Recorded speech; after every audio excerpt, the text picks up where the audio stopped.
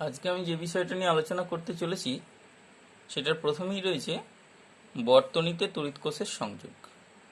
এখন তোমরা আগে থেকেই জেনেছো যে কোনো সার্কিটের মধ্যে বা কোনো বর্তনীর মধ্য দিয়ে স্থির মানের তড়িৎ প্রবাহ পেতে হলে আমাদের ওই বর্তনীর সঙ্গে তড়িৎ কোষকে সংযুক্ত করতে হয় বা তড়িৎ উৎসকে সংযুক্ত করতে হয়, যে তার তড়িৎচালক বলের সাহায্যে বা তার তড়িৎচালক বলের দ্বারা ওই বর্তনীর মধ্য দিয়ে একটা স্থির মানের তড়িৎ প্রবাহ পাঠাতে পারবে।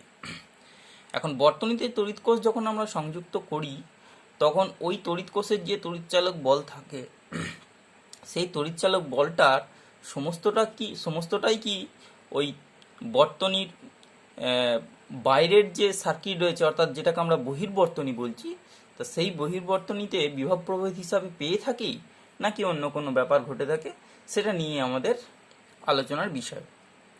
এখন এই আলোচনাটা করতে গেলে আমরা প্রথমে একটা সার্কিট ডায়াগ্রাম এঁকে নিই, যেখানে একটা সম্পূর্ণ বর্তনী থাকবে। তাহলে আমরা সেটা করছি যে ধরা যাক একটা রোধক এরকম আর রোধক, যেটা যুক্ত করা হয়েছে, যেটার সঙ্গে যুক্ত করা হয়েছে একটা ই তড়িৎচালক বল বিশিষ্ট একটা তড়িৎ উৎস বা তড়িৎ কোষ।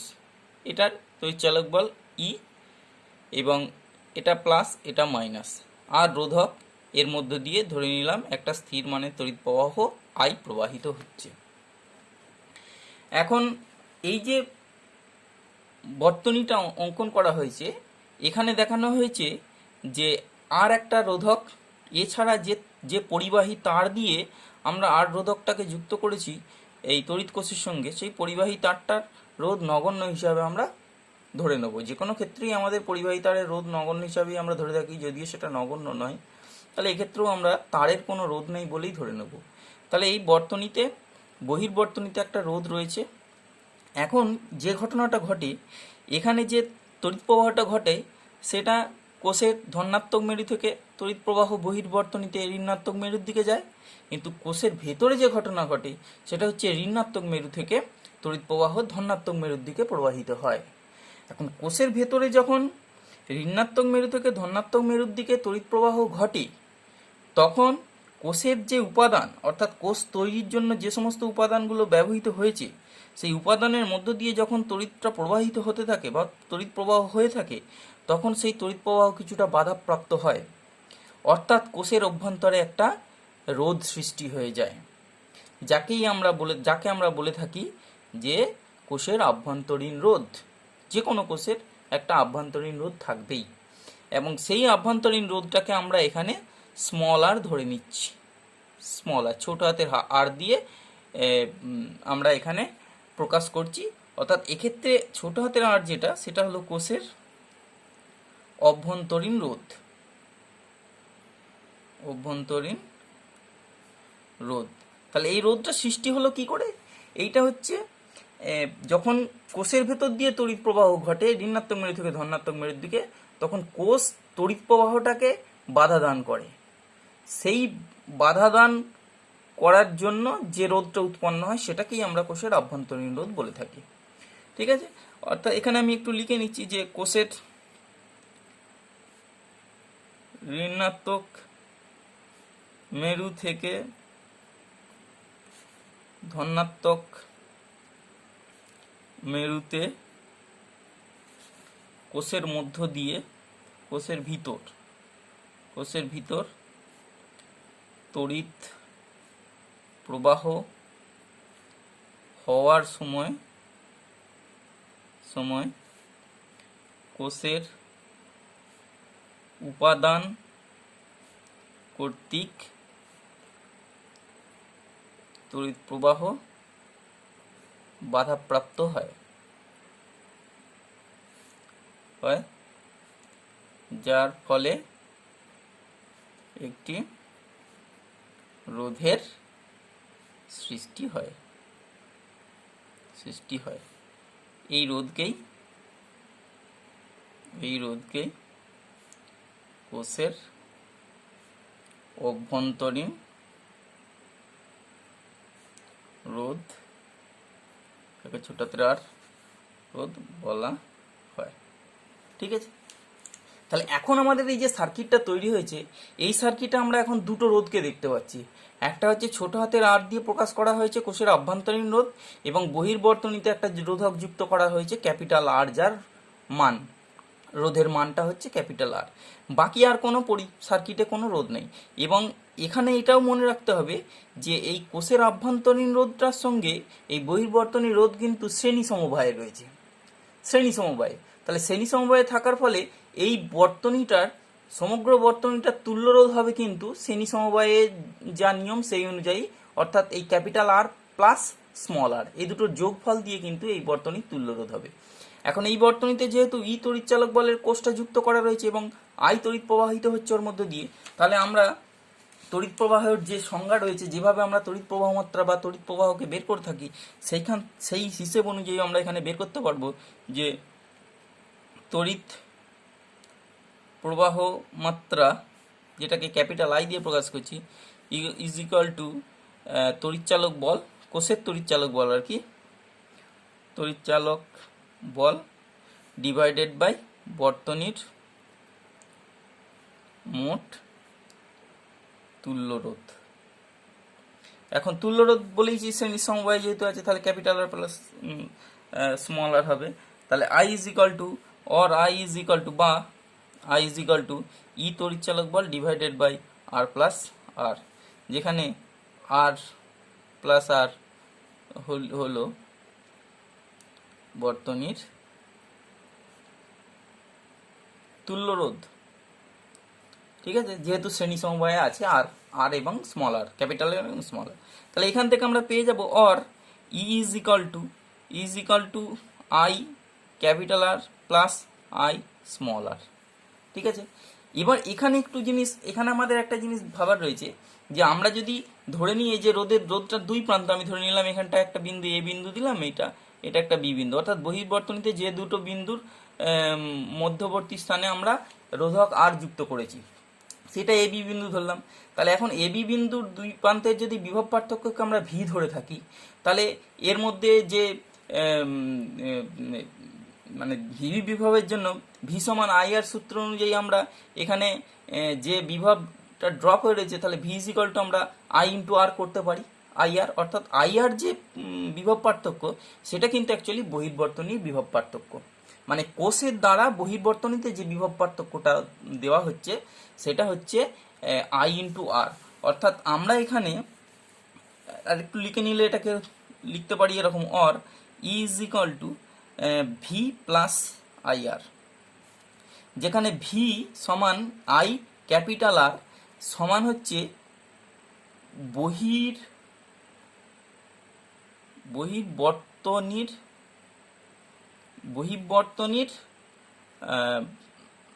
বিভব পার্থক্য,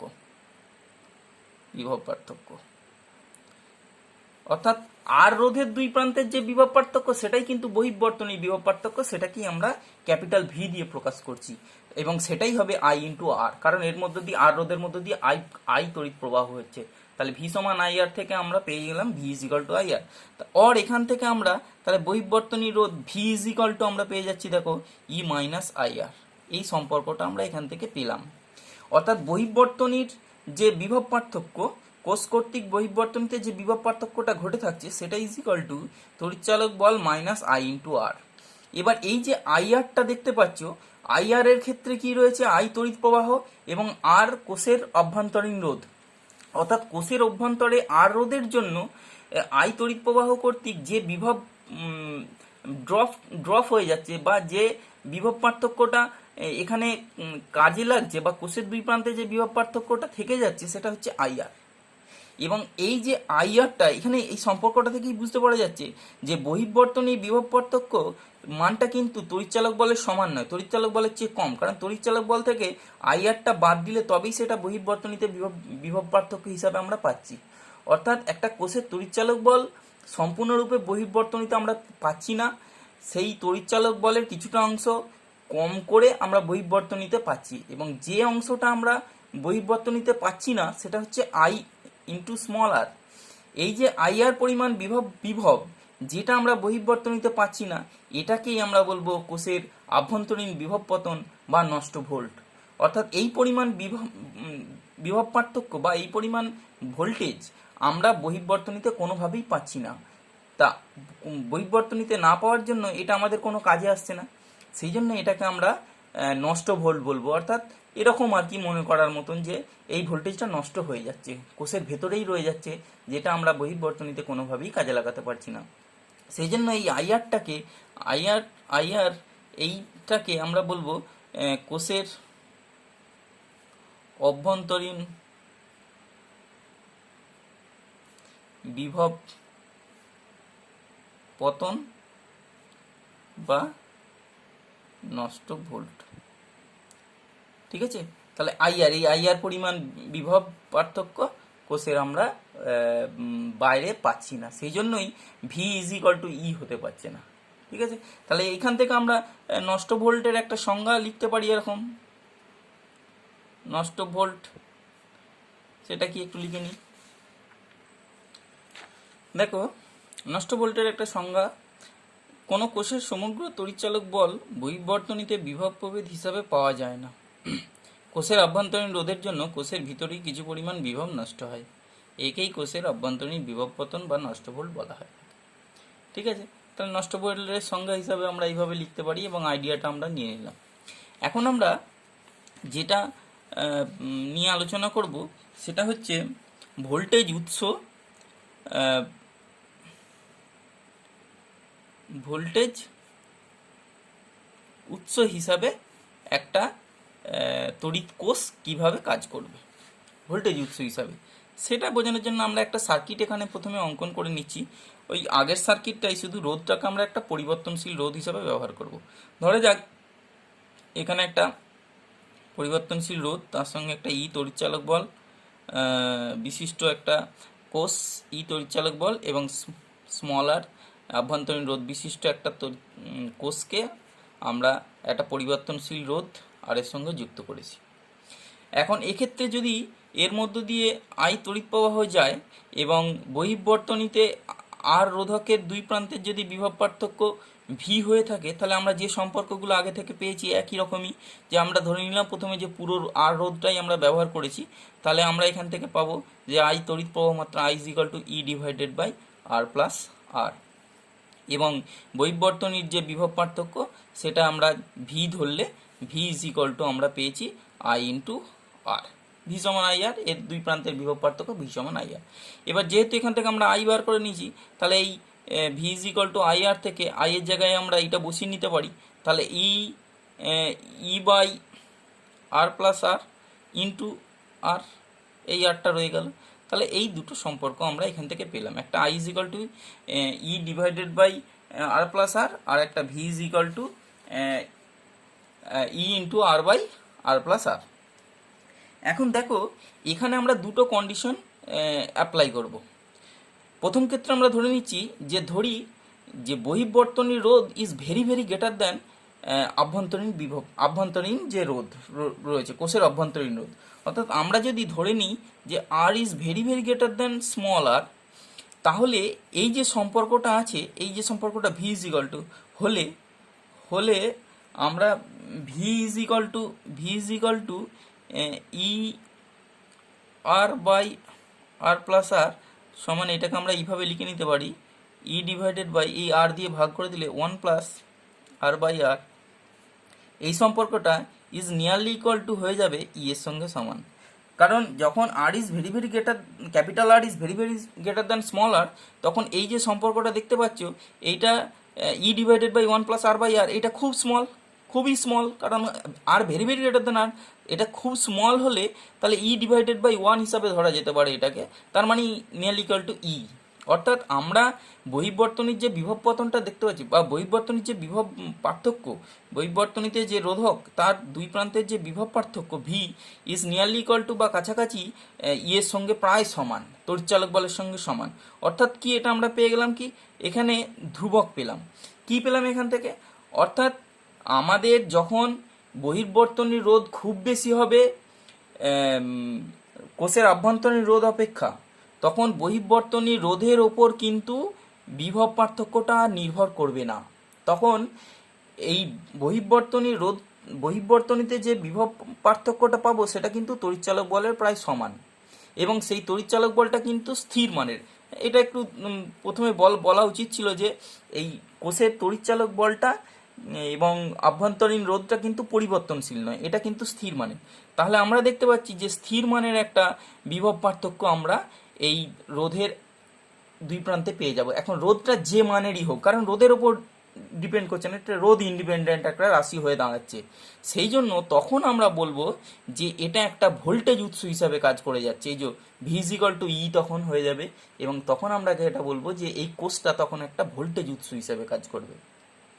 বোঝা গেছে ব্যাপারটা? অর্থাৎ যখন বহিঃবর্তনী রোধ ইজ ভেরি ভেরি গ্রেটার দেন কোষের আভ্যন্তরীণ রোধ, তখন ওই কোষটা একটা ভোল্টেজ উৎস হিসাবে কাজ করে যাবে। অর্থাৎ তখন বহিঃবর্তনী রোধের ওপর বিভব পার্থক্যটা নির্ভর করবে না, বহিঃবর্তনী বিভব পার্থক্যটা বহিঃবর্তনীতে যে রোধ যুক্ত করা হয়েছে তার উপর নির্ভরশীল হবে না, সেই জন্য এটাকে তখন আমরা ভোল্টেজ উৎস বলবো। ঠিক এইটারই আমরা কারেন্ট উৎস হিসাবে বলবো বা প্রবাহ উৎস হিসাবে বলবো যখন small r is very very greater than capital R. সেটা একটু দেখাচ্ছি। দেখো, প্রবাহ উৎস কারেন্ট সোর্স হিসাবে কখন একটা তড়িৎ কোষ ব্যবহৃত হবে সেটা আমি একটু বোঝানোর চেষ্টা করছি। দেখো, এইটা আমরা আগে যেটা করেছিলাম সেটাই লিখেছি এখানে, I is equal to E divided by R plus R. এখানে একটা ই তড়িৎচালক বল এবং আর অভ্যন্তরীণ রোধ বিশিষ্ট একটা স্থির মানের একটা কোষ রয়েছে, তড়িৎ কোষ রয়েছে, যার সঙ্গে একটা পরিবর্তনশীল রোধ যোগ করা রয়েছে, যার মধ্য দিয়ে ক্যাপিটাল আই মানের একটা তড়িৎ প্রবাহ হচ্ছে। তাহলে I is equal to E divided by R plus R, এইটা হচ্ছে। এখন এইটাকে আমরা যদি একটু অ্যারেঞ্জ করে নিই তাহলে আমরা এটাকে এইভাবে লিখতে পারি। দেখো, ই ডিভাইডেড বাই আর যদি আমরা কমন নিয়ে নিই এখান থেকে, তাহলে 1 plus R by small r এরকম হবে, এই সম্পর্কটা দাঁড়াবে। এখন যদি small r is very very greater than capital R হয়, অর্থাৎ বহিঃবর্তনীতে যে রোধক যুক্ত রয়েছে তার তুলনায় যদি কোষের অভ্যন্তরীণ রোধ অনেক বেশি হয়, তাহলে এই সম্পর্কটা থেকে আমরা লিখতে পারি I is equal to E divided by R into 1 plus capital R by small r is nearly equal to হবে ই ডিভাইডেড বাই আর। কীভাবে হচ্ছে? এই যে আর বাই আর, এটা একটা খুব ক্ষুদ্র সংখ্যা হয়ে যাচ্ছে, কারণ ক্যাপিটাল আর এর তুলনায় স্মল আর ভেরি ভেরি গ্রেটার দেন, সেই জন্য এই ভাগফলটা অনেক ক্ষুদ্র, তাহলে সেটাকে আমরা নেগলেক্ট করতে পারি। তাহলে তখন সমীকরণটা এটা দাঁড়াবে E divided by R into 1, অর্থাৎ E by R nearly equal to. এবং এটাও একটা কিন্তু ধ্রুবক সংখ্যা হয়ে যাচ্ছে, কারণ আমাদের ই এর মান স্থির এবং আর এর মান স্থির, এই দুটোই পরিবর্তনশীল নয়, সেই জন্য একটা ধ্রুবক, অর্থাৎ প্রবাহ মাত্রাটা একটা ধ্রুবক হয়ে যাচ্ছে। অর্থাৎ কি বুঝতে পারলাম? যে বহির্বর্তনীতে যে আমরা তড়িৎ প্রবাহ মাত্রাটা পাচ্ছি, সেই তড়িৎ প্রবাহ মাত্রাটা বহির্বর্তনীতে যে রোধক যুক্ত করা রয়েছে সেই রোধকের মান যাই হোক না কেন তার উপর কোনোভাবেই প্রভাবিত হবে না। অর্থাৎ বহির্বর্তনী রোধ নির্ভর নয় বা রোধ ইন্ডিপেন্ডেন্ট হয়ে যাবে আই, সেই জন্য তখন এই তড়িৎ কোষটা একটা স্থির মানের তড়িৎ প্রবাহ সৃষ্টিকারী একটা কোষ হিসাবে কাজ করে যাবে, এবং তখন সেটাকে আমরা বলবো প্রবাহ উৎস হিসাবে কাজ করবে, অর্থাৎ সেটা একটা প্রবাহ উৎস হিসাবে কাজ করে যাবে। এখন যে বিষয়টা নিয়ে আলোচনা করছি সেটা হচ্ছে শান্ট, একে বিকল্প পথও বলা হয়। শান্ট ব্যাপারটা কি সেটা বলি। সেটা হচ্ছে কোনো বর্তনীতে যখন কোনো বৈদ্যুতিক যন্ত্রপাতি ব্যবহার করা হয়, তা সেই বৈদ্যুতিক যন্ত্রপাতির একটা সর্বাধিক তড়িৎ প্রবাহ মাত্রা যাওয়ার একটা সীমা আছে। সর্বোচ্চ কতটা তড়িৎ প্রবাহ তার মধ্য দিয়ে গেলে যন্ত্রটা সুরক্ষিত থাকবে, সেই মানটা একটা জানা আছে বৈদ্যুতিক যন্ত্রপাতিটা। এখন কিছু কিছু বৈদ্যুতিক যন্ত্রপাতি রয়েছে যেগুলো খুবই সূক্ষ্ম মানের পার্ট দেওয়ার জন্য তড়িৎ প্রবাহ মাত্রাটা খুব কম প্রয়োজন হয়। এখন সেই সমস্ত যন্ত্রপাতিগুলোকে যদি আমরা উচ্চ প্রবাহ মাত্রা বিশিষ্ট কোনো বর্তনীতে যুক্ত করি, তাহলে ওর মধ্যে দিয়ে উচ্চ প্রবাহ মাত্রা সরাসরি যাওয়ার ফলে বৈদ্যুতিক যন্ত্রটা নষ্ট হয়ে যেতে পারে বা নষ্ট হওয়ার সম্ভাবনা থাকে। সেই জন্য কী করা হয় যে ওই সমস্ত বৈদ্যুতিক যন্ত্রপাতিগুলোকে ওই উচ্চ প্রবাহ মাত্রাযুক্ত বর্তনীতে যুক্ত করার সঙ্গে সঙ্গে ওই যন্ত্রপাতির সমান্তরালে একটা খুব নিম্নমানের রোধকেও ব্যবহার করা হয়, যার ফলে ওই মূল প্রবাহ মাত্রা আহ, মূল প্রবাহ মাত্রা বেশিরভাগ অংশটাই ওই নিম্নমানের রোধ দিয়ে চলে যায়। ওই যন্ত্রপাতি অর্থাৎ কম প্রবাহ মাত্রা নিয়ে বহন করতে পারে বা কম প্রবাহ মাত্রায় কার্যকরী ওই যন্ত্রের মধ্য দিয়ে খুব কম পরিমাণে তড়িৎ প্রবাহ যায়, বেশিটাই ওই নিম্ন রোধের বিকল্প পথ বা নিম্ন রোধের পথ দিয়ে বেরিয়ে যায়। এর ফলে ওই বৈদ্যুতিক যন্ত্রটা ক্ষতিগ্রস্ত হয় না। এই যে নিম্নমানের রোধ, এই নিম্নমানের রোধকটাকেই বা রোধটাকেই আমরা বলে থাকবো শান্ট বা বিকল্প ব্যবস্থা। এখন আমরা অনেক সময় কি করি, যে যখন কোনো উচ্চ তড়িৎ প্রবাহ মাত্রা বিশিষ্ট বর্তনীতে আমাদের গ্যালভানোমিটারের ব্যবহার করতে হয় বা গ্যালভানোমিটারকে যুক্ত করতে হয়, গ্যালভানোমিটারের মধ্য দিয়ে খুব কম তড়িৎ প্রবাহ মাত্রা গেলে তবেই সেটা কার্যকরী, বেশি তড়িৎ প্রবাহ মাত্রা গেলে গ্যালভানোমিটার নষ্ট হয়ে যাবে, খুব সূক্ষ্ম যন্ত্র এটা। সেই জন্য আমাদেরকে বৈদ্যুতিক বর্তনীতে যখন আমরা গ্যালভানোমিটার ব্যবহার করব, তখন গ্যালভানোমিটারের সঙ্গে একটা খুব নিম্নমানের রোধকে সমান্তরাল সমবায়ে গ্যালভানোমিটারটার সঙ্গে যুক্ত করে দেবো, যার ফলে মূল প্রবাহ মাত্রার বেশিরভাগটাই ওই নিম্নমানের রোধের মধ্য দিয়ে চলে যাবে, গ্যালভানোমিটারের মধ্য দিয়ে খুব কম পরিমাণে তড়িৎ প্রবাহ যাবে। এর ফলে গ্যালভানোমিটারটা সুরক্ষিত থাকবে এবং ওই বর্তনীর তড়িৎ প্রবাহ বজায় থাকবে। এবং সেটার জন্য আমি এখানে একটা চিত্র আঁকছি। ধরা যাক আমরা একটা গ্যালভানোমিটার নিচ্ছি, একটা বর্তনী এরকম চিত্র অঙ্কন করছি। এটা একটা গ্যালভানোমিটার, যেটাকে জি দিয়ে বুঝিয়েছি, এবং এই গ্যালভানোমিটার রোধটাকেও আমরা ক্যাপিটাল জি বলছি। তা এই গ্যালভানোমিটারটা এই এ বিন্দু এবং বি বিন্দুর মধ্যে যুক্ত করা হয়েছে। এ বিন্দু এবং বি বিন্দুর মধ্যে একটা গ্যালভানোমিটার, এটা একটা বর্তনীর একটা অংশ, যে বর্তনীর মধ্য দিয়ে আই পরিমাণ তড়িৎ প্রবাহ আসছে। এখন এই উচ্চমানের তড়িৎ প্রবাহ যদি সরাসরি এই গ্যালভানোমিটারের মধ্যে দিয়ে যায়, তাহলে গ্যালভানোমিটারটা নষ্ট হয়ে যাবে। সেই জন্য আমরা কি করব, এই এ বিন্দু থেকে একটা গ্যালভানোমিটারের সঙ্গে সমান্তরাল সমবায়ে একটা নিম্নমানের রোধককে এইভাবে যুক্ত করে দেবো সমান্তরাল সমবায়ে। এর ফলে কি হবে, এই যে আই পরিমাণ তড়িৎ প্রবাহ এই এ বিন্দুতে এসে দুটো ভাগে ভাগ হয়ে যাবে, এবং এই জি এর তুলনায়, জি অর্থাৎ গ্যালভানোমিটারের যে রোধক বা রোধ, তার তুলনায় এই যে নিম্নমানের রোধ, যার আমরা রোধের মান বলছি এস, যেটাকে আমরা শান্ট বলছি, এটাই শান্ট, যার রোধটাও আমি বলছি এস। তা এই এসের রোধ কম হওয়ার জন্য এখানে আই তড়িৎ প্রবাহ এ বিন্দুতে এসে দুটো ভাগে ভাগ হয়ে যাবে, এবং ধরবো এর মধ্য দিয়ে যাবে আইএস এবং এর মধ্য দিয়ে যাবে আইজি।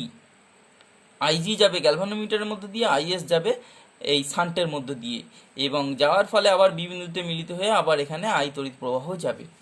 অর্থাৎ এখানে আমরা কি পেলাম, I is equal two IG plus is, এই পরিমাণ তড়িৎ। তাহলে এটা যেহেতু খুবই কম মানের রোধ, সেই জন্য এখানে তড়িৎ প্রবাহটা বেশিরভাগটাই এটা দিয়ে পাস করে যাবে, অর্থাৎ এই যন্ত্রটার মধ্যে দিয়ে খুব কম পরিমাণ তড়িৎ প্রবাহ যাবে, ফলে যন্ত্রটা সুরক্ষিত থাকবে। এটাই হচ্ছে শান্ট, এই বিকল্প শান্ট বা বিকল্প পথ, যার মধ্য দিয়ে বেশিরভাগ তড়িৎ প্রবাহটাই পাস করে যাবে, মূল যে যন্ত্র তার মধ্য দিয়ে খুব কম পরিমাণ তড়িৎ প্রবাহ যাবে। এখন এখানে আমরা এটা একটু ক্যালকুলেশন করলেই আমরা পেয়ে যাব। দেখো, এখন এই যে এ বিন্দু আর বি বিন্দু, যদি এই দুই বিন্দুর বিভব পার্থক্য আমরা এর এ বিন্দুর বিভব ভি এ, বি বিন্দুর বিভব ভিবি ধরি, তাহলে বিভব পার্থক্য হবে ভিএ মাইনাস ভিবি। আর তা সেই ভিএ মাইনাস ভিবি কিন্তু জি এর এক ক্রসে এবং এস এর দুয়েরই এক ক্রসে রয়েছে।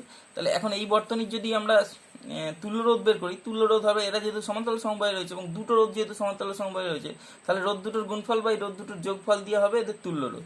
তার মানে এখান থেকে আমরা ভিএ মাইনাস ভিবি পেয়ে যাব, মানে দুই প্রান্তের বিভব পার্থক্য VA minus VB is equal to I into তুল্য রোধ, এবং তুল্য রোধটা হচ্ছে G into S by G plus S. তাহলে এটা পেয়ে গেলাম আমরা ভিএ মাইনাস ভিবি। এবার যদি আমরা ইন্ডিভিজুয়ালি এক একটা ক্ষেত্রে বের করি, তাহলে জি এর ক্ষেত্রেও কিন্তু, গ্যালভানোমিটারের ক্ষেত্রেও ভিএ মাইনাস ভিবি কিন্তু আইজি ইন্টু জি। তাহলে এখান থেকে আমরা পেয়ে যাব।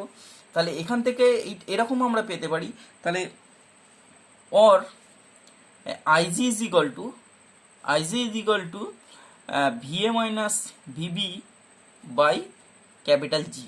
কারণ এই যে আইজি ইন্টু জি সমান ভিএ মাইনাস ভিবি, কারণ জি এর এক ক্রসেও বিভব পার্থক্য হচ্ছে ভিএ মাইনাস ভিবি, এস এর এক ক্রসেও বিভব পার্থক্য ভিএ মাইনাস ভিবি, কারণ এদের দুটো পয়েন্টই কিন্তু দুটো নির্দিষ্ট বিন্দুতে যুক্ত রয়েছে। তাহলে এখান থেকে আমরা পেয়ে যাবো, এবং এই যে আমরা যদি ভিএ মাইনাস ভিবির মানটা এখানে বসিয়ে দিই, তাহলে এইটা হয়ে যাবে, দেখো তাহলে I into S divided by G plus S, তাহলে এটা আমরা পেয়ে গেলাম আইজি। এটাকে আমরা নাম্বার ওয়ান নাম্বারিং করলাম। ঠিক একইভাবে or IS is equal to আমরা পেয়ে যাব VA minus VB divided by S সমান I into G divided by G plus S. এটা আমাদের 2 নম্বর সমীকরণ। তাহলে এইভাবে আমরা শান্টের মধ্য দিয়ে কত কারেন্ট যাবে এবং গ্যালভানোমিটারের মধ্য দিয়ে কত কারেন্ট যাবে সেটা আইজি আইএস এইভাবে বের করলাম। এখন এই দুটোকে যদি আমরা ডিভাইড করি, অর দেখো আইজি ডিভাইডেড বাই আইএস সমান তাহলে কি হবে দেখো, তাহলে আই কেটে যাবে, 1/g plus S, 1/g plus S কেটে যাবে, কেটে যেয়ে দাঁড়াবে কিন্তু এস বাই জি, এই সম্পর্কটা হবে। এটাকে আমরা 3 নম্বর। এখন এখানে দেখতে পাচ্ছি অর এটাকে আমি এরকম লিখে নিতে পারি জি ইন্টু আইজি সমান এস ইন্টু আইএস, ঠিক আছে। এখন যদি এই সম্পর্কটা থেকে আমরা দেখছি যে যদি শান্টের রোধটা is very very less than G হয়, ঠিক আছে, অর্থাৎ শান্টের রোধটা যদি খুব কম হয় গ্যালভানোমিটার রোধের চেয়ে, তাহলে এই সম্পর্কতে দেখে এটা খুব কম, তাহলে এইটাকে অনেক বেশি হতে হবে, অনেক বেশি হতে হবে। হলে যদি এইটা হয় তাহলে এই সম্পর্কটা বজায় রাখতে গেলে তাহলে is is very very greater than IG হবে। তাহলে কি বুঝলাম? তাহলে বুঝলাম যে যদি এইরকমভাবে ব্যবস্থাটা করে দেওয়া হয় এবং শান্টের রোধটা যদি খুব কম করা হয়, তাহলেই দেখতে পাচ্ছ শান্টের মধ্য দিয়ে তড়িৎ প্রবাহ মাত্রা is very very greater than IG, অর্থাৎ গ্যালভানোমিটার মধ্য দিয়ে যে রোধ, গ্যালভানোমিটার যে তড়িৎ প্রবাহটা হচ্ছে তার তুলনায় শান্টের মধ্য দিয়ে যে তড়িৎ প্রবাহ হচ্ছে তার পরিমাণটা অনেক বেশি হবে। এর ফলে যে মূল প্রবাহ তার সামান্য অংশই কিন্তু গ্যালভানোমিটারের মধ্য দিয়ে যাবে, বেশিরভাগটাই শান্টের মধ্য দিয়ে যাবে, ফলে গ্যালভানোমিটারটা সুরক্ষিত থাকবে। তাহলে এটাই হলো শান্ট ব্যবস্থা। এইভাবে আমরা শান্ট প্রয়োগ করে আমরা কোনো বর্তনীতে সূক্ষ্ম যন্ত্রপাতিগুলোকে নষ্ট হয়ে যাওয়ার হাত থেকে বাঁচাতে পারি। এখন দেখো এই গ্যালভানোমিটারের প্রবাহ মাত্রাকে যে গুণক দ্বারা গুণ করলে মূল প্রবাহ মাত্রা পাওয়া যায় তাকে শান্টের পরিবর্ধন গুণক বা শান্টের ক্ষমতা বলে। মানে ব্যাপারটা কি, অর্থাৎ যদি গ্যালভানোমিটারের মধ্য দিয়ে মূল প্রবাহ মাত্রার 1/n টাইমস প্রবাহ মাত্রা যায়, তাহলে ওই এনটাকে, এন যেটা আমরা বলছি 1/n মানে স্মল এন, তাহলে ওই এনটাকে পরিবর্তন গুণক বলে। অন্যভাবে এরকম আর কি, গ্যালভানোমিটারের প্রবাহ মাত্রাকে যে গুণক দ্বারা গুণ করলে মূল প্রবাহ মাত্রা পাওয়া যায় তাকে শান্টের পরিবর্তন গুণক বা শান্টের ক্ষমতা বলে, এবং সেটাকে এন দ্বারা প্রকাশ করা হয়। ব্যাপারটা একটু লিখলে বুঝতে পারবে তোমরা। দেখো আমি ধরলাম যে গ্যালভানোমিটারের মধ্য দিয়ে যে প্রবাহটা যাচ্ছে সেটাকে আমি ধরলাম আইজি তো আমরা ধরেছি, আইজি সমান ধরলাম যে মূল প্রবাহ মাত্রার 1/n টাইমস যাচ্ছে, অর্থাৎ ওই বর্তনীতে মূল প্রবাহ মাত্রা কিন্তু আই, তাহলে I/n টাইমস যদি গ্যালভানোমিটারের মধ্য দিয়ে যায়, অর্থাৎ তাহলেই বুঝতে পারছো 1/n মানে মূল প্রবাহ মাত্রার 1/n, মানে এরকম আর কি, I ইন্টু 1/n, তাহলে মূল প্রবাহ মাত্রার 1/n টাইমস যাচ্ছে গ্যালভানোমিটারের মধ্য দিয়ে। তখন আমরা এনটাকে বলবো যে শান্টের ক্ষমতা বা শান্টের পরিবর্ধন গুণক, এবং এইটাকেই সিম্পলি করে লিখলে হবে এরকম, এই যে তাহলে আই সমান এন ইন্টু আইজি, অর্থাৎ এইটাকেই বলা হচ্ছে যে এন গুণ আইজির এন গুণ সমান আই।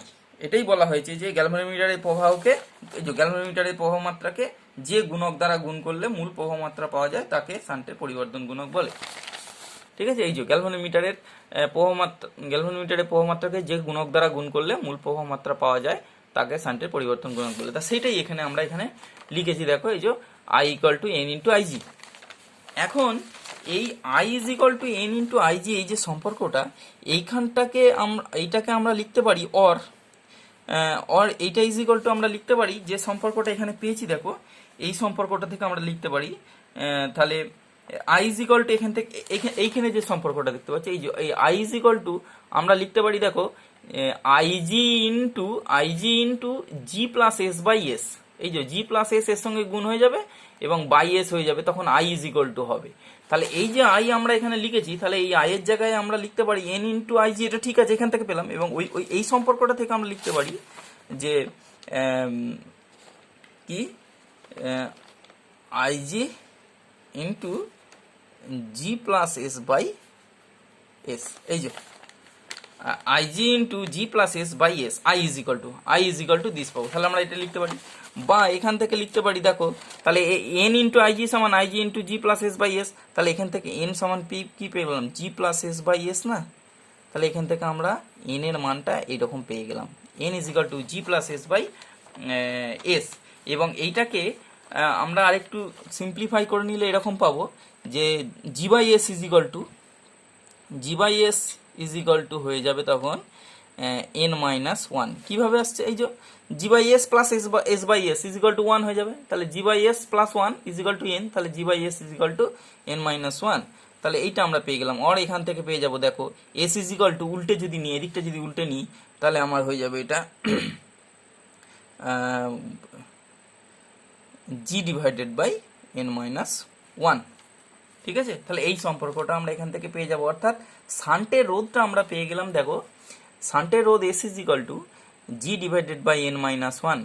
তাহলে আমরা মূল প্রবাহ মাত্রার কত গুণ আমরা গ্যালভানোমিটারের মধ্য দিয়ে পাঠাতে চাইছি, সেটা পাঠানোর জন্য আমাদের যে শান্ট নির্বাচন করতে হবে, সেই শান্টটা নির্বাচন করতে পারবো আমরা কিন্তু এই ফর্মুলাটা দিয়ে। অর্থাৎ গ্যালভানোমিটারের রোধটা যদি আমার জানা থাকে, তাহলে গ্যালভানোমিটারের মধ্যে দিয়ে কতটা পরিমাণ তড়িৎ প্রবাহ পাঠাতে চাইছি, তার জন্য শান্ট কতটা নিতে হবে আমাকে, সেটা এই সম্পর্ক থেকে আমরা বের করে নিতে পারবো। যেমন আমি একটা উদাহরণ দিচ্ছি, ধরে নাও যে মূল প্রবাহ মাত্রার 1/10 অংশ গ্যালভানোমিটারের মধ্যে দিয়ে পাঠাতে চাইছো, গ্যালভানোমিটারের মধ্য দিয়ে পাঠাতে হবে।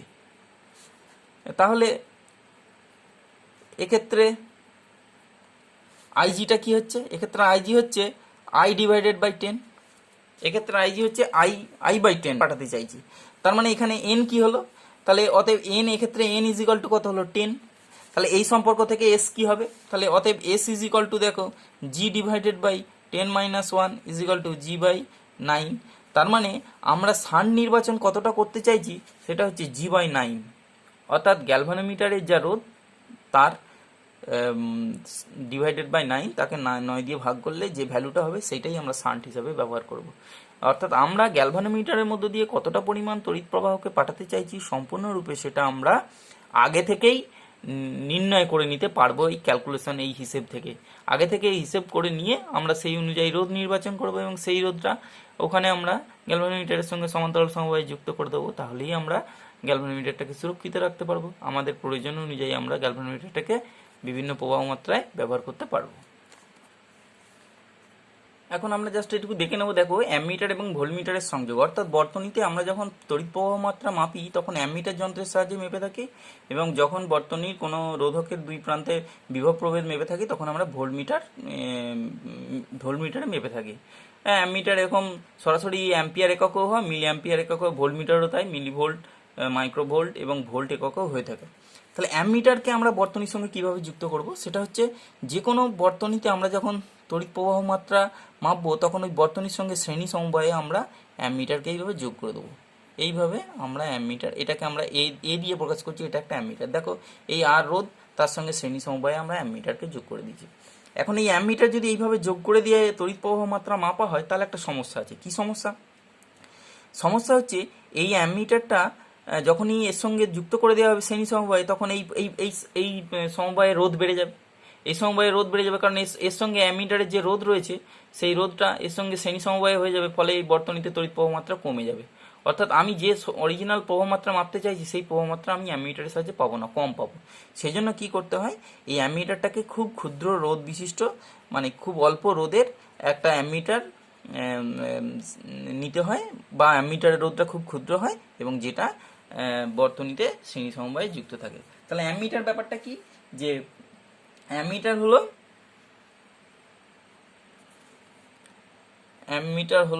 বা অ্যামিটার হলো বর্তনীতে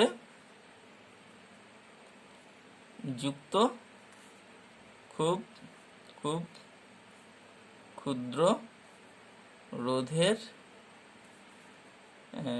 বর্তনীতে শ্রেণী সমবায়ে যুক্ত, বর্তনীতে শ্রেণী সমবায়ে যুক্ত খুব ক্ষুদ্র রোধের একটি যন্ত্র। তাহলে আমরা কোনো বর্তনীতে যখন তড়িৎ প্রবাহ মাত্রা মাপবো তখন অ্যামমিটারকে ওই বর্তনীর সহিত শ্রেণী সমবায়ে যুক্ত করব। এখন এবার ভোল্টমিটার ব্যাপারটা কি? ভোল্টমিটার যে বিভব প্রভেদ মাপা হয়। এখন বিভব প্রভেদ মনে করো এই রোধকটার দুই প্রান্তের আমি বিভব প্রভেদ মাপতে চাইছি, তাহলে এর দুই প্রান্তের বিভব প্রভেদ মাপতে গেলে আমাকে ভোল্টমিটারটা কি করতে হবে? এর সঙ্গে সমান্তরাল সমবায়ে এইভাবে যুক্ত করতে হবে। এটা ভি লিখলাম, এটা এইটা আর রোধ, তাহলে এর দুই প্রান্তের বিভব পার্থক্য মাপতে গেলে আমাকে ভোল্টমিটার এখানে যুক্ত করতে হবে। এখন ভোল্টমিটার যখন আমি যুক্ত করছি এর সঙ্গে সমান্তরাল সমবায়ে, ধরা যাক এই যে এ আর বি বিন্দু, এটা আমি এ বিন্দু আর বি বিন্দু ধরলাম, তাই এ বি বিন্দুর মধ্যে বিভব পার্থক্য ভিএ মাইনাস ভিবি ছিল যখন ভোল্টমিটার আমি যুক্ত করিনি। এখন ভোল্টমিটার যখন যুক্ত করে দিই, ভোল্টমিটারে একটা রোধ রয়েছে, তা ভোল্টমিটারটাকে যখনই এর সঙ্গে সমান্তরাল সমবায়ে যুক্ত করে দেবো তখন এ বি বিন্দুর বিভবটা কিন্তু এই ভোল্টমিটারের দু প্রান্তেরও বিভব হিসাবে পেয়ে যাবে। এর ফলে কি হচ্ছে, এ বি বিন্দুর মধ্যে এখন যে দুটো রোধ কাজ করছে সেটা হচ্ছে আর এবং এই গ্যালভানোমিটার এই ভোল্টমিটারের রোধ। ফলে এই এ বি বিন্দুর মধ্যে যে তুল্যরোধ হবে সেই তুল্যরোধের মানটা কিন্তু আর এর চেয়ে কম হয়ে যাবে, কারণ আমরা জানি যে সমান্তরাল সমবায়ে যুক্ত রোধগুলোর তুল্যরোধের মান ওর সবচেয়ে ছোট যে রোধ তার চেয়ে কম হয়ে যায়।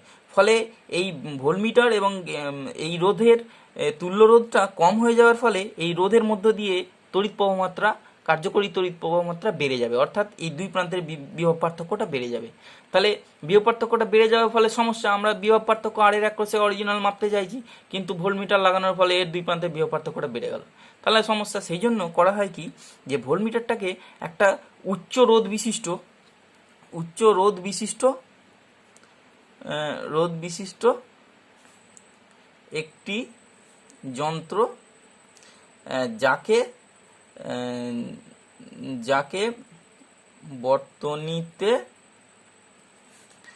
বর্তনীতে সমান্তরাল সমবায়ে কোনো বৈদ্যুতিক যন্ত্রের সহিত যুক্ত করা হয়। মানে ভোল্টমিটার হলো আর কি, ভোল্টমিটার হলো একটা উচ্চ রোধ বিশিষ্ট একটি যন্ত্র যেটিকে, যার আমরা বিভব প্রভেদ মাপতে চাইছি বা যে বৈদ্যুতিক যন্ত্রের দুই প্রান্তের বিভব পার্থক্য আমরা মাপতে চাইছি তার সঙ্গে সমান্তরাল সমবায়ে আমাদের যুক্ত করে নিতে হবে। ঠিক আছে, আজকে এই পর্যন্তই হইল।